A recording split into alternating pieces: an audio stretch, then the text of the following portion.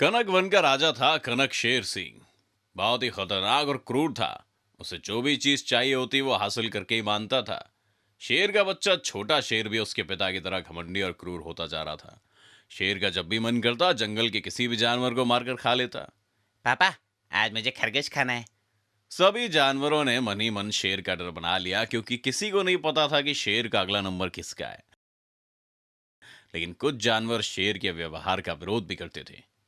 कछुआ। कुछ भी हो जाए, मैं शेर का विरोध करूंगा और उसका भोजन नहीं बनूंगा। एक बार शेर का बच्चा जंगल में टहलने निकला, पूरी अकड़ में। लेकिन किसी जानवर से उसकी झड़प हो गई और शेर का बच्चा घायल हो गया। शेर तो इस बात से बहुत ही नाराज हो गया। बता बेटा, तेरा यह हाल किसने किया? अभी उसको मार डालता हूं। वो लंबा था, बड़ा था, ताकतवर था। शेर समझ नहीं पाया कि वो जानवर कौन है, लेकिन उसने अपने बच्चे की सुरक्षा के लिए एक बॉडी गार्ड रख लिया। एक सांड, एक मोटा तगड़ा सांड। तुम हमेशा मेरे बेटे के साथ रहोगे, ताकि इसे कोई जानवर परेशान ना कर सके, समझे?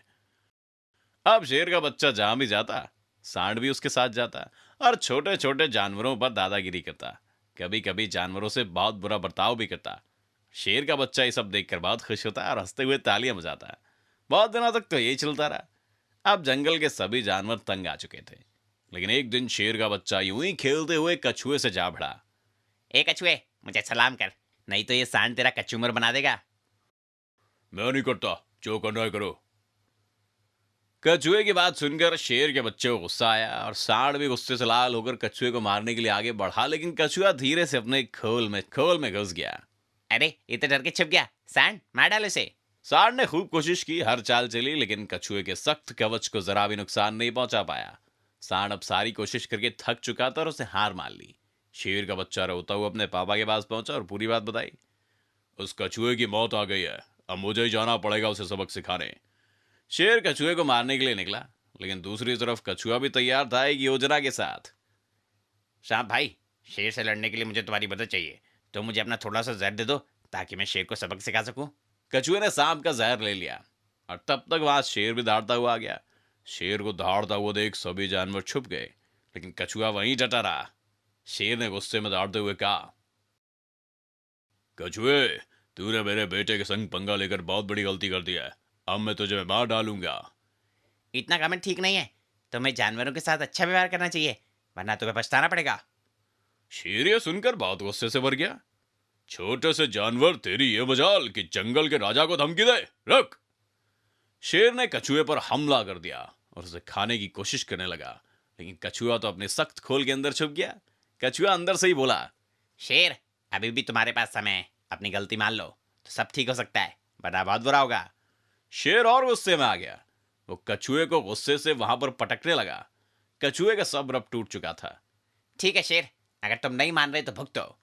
इतना कहकर कछुए ने सांप का जहर अपने खोल के अंदर से फेंका और जहर सीधा शेर की आंखों में चला गया और शेर जहर के असर से अंधा हो गया। ये क्या हो गया? ये क्या हो गया? मुझे कुछ दिख नहीं रहा। शेर को जीवन के लिए सबक मिल चुका था, लेकिन देर से, क्योंकि उसकी आंखें अब वापस नहीं आ सकती थी।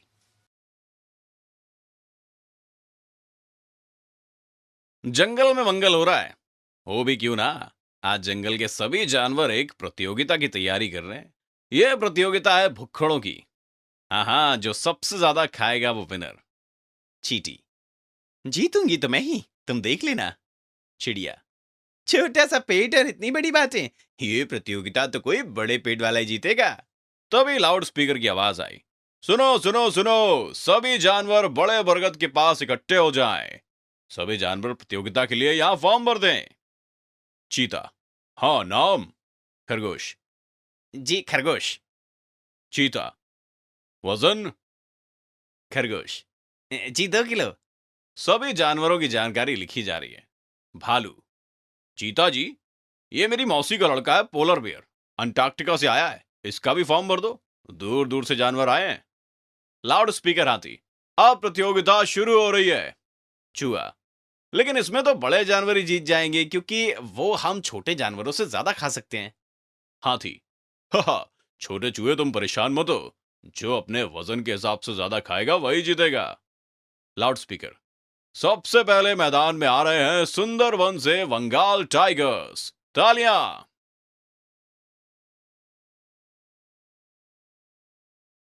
Loud speaker.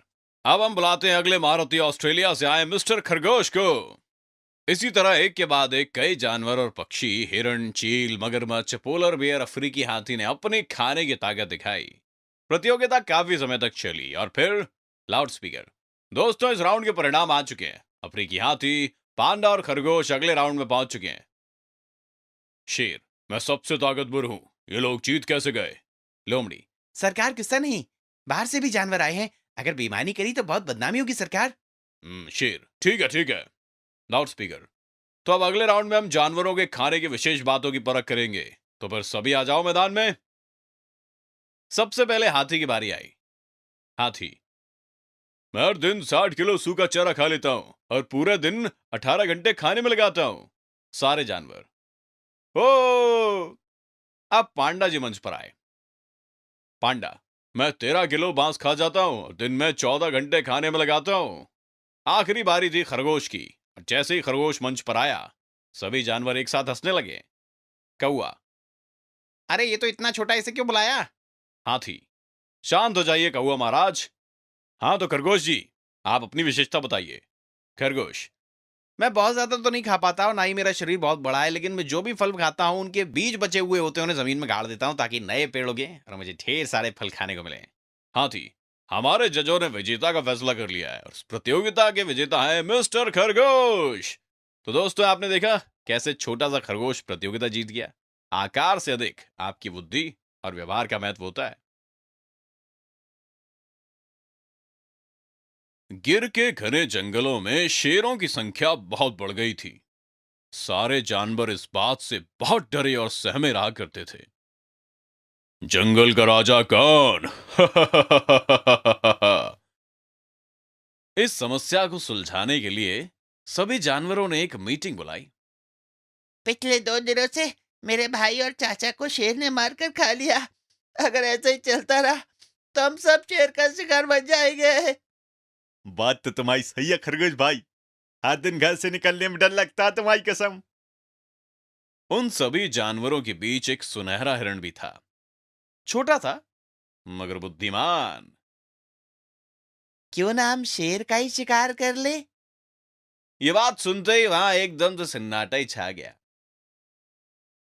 तभी बंदर उछलता हुआ आगे आया और बोला, सुनहरे हिरण, बुद्धि फिर गई है क्या तुम्हारी? जान बचाई नहीं जा रही और शेर का शिकार करेंगे हैं? हाँ, बंदर सही बोलता है। जान बचाने के बारे में सोचो, फालतू बात करने की जरूरत नहीं है। सुनहरा हिरण सब बातें सुनकर बहुत उदास हो गया और वहां से चला गया।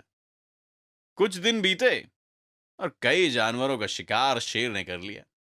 इसी बीच सुनहरा हिरण और उसकी दोस्त नीली चिड़िया जंगल के एक हिस्से में घूम रहे थे। क्या लगता है तुम्हें, शेर कितने दिनों में हम सबको मारकर खा लेगा? अगर सारे जानवर एकजुट हो जाए तो सारे शेर भीगी बिल्ली बन जाएंगे। यार, यहाँ से निकल जाना चाहिए, कुछ ठीक नहीं लग रहा। चिड़िया और हिरण वहां से भागते हैं और शेर हिरण के पीछे। चिड़िया भी हिरण के साथ ही उड़ रही थी। भागते भागते नीली चिड़िया सुनहरे हिरण से बोली, हिरण, तुम इस जगह छुप सकते हो, यहाँ शेर नहीं आ सकता। नीली चिड़िया और सुनहरा हिरण कुछ समय वहीं छुपकर बैठे रहे। फिर खतरा टल जाने के बाद घर चले गए। तुम ठीक तो हो ना? शेर से बचे कैसे?